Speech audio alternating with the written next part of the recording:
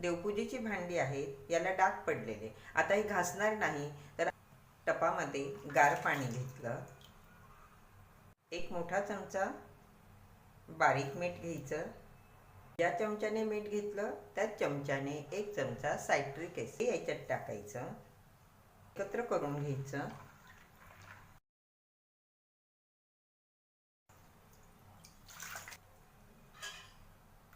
सर्व भांडी यामध्ये टाकते.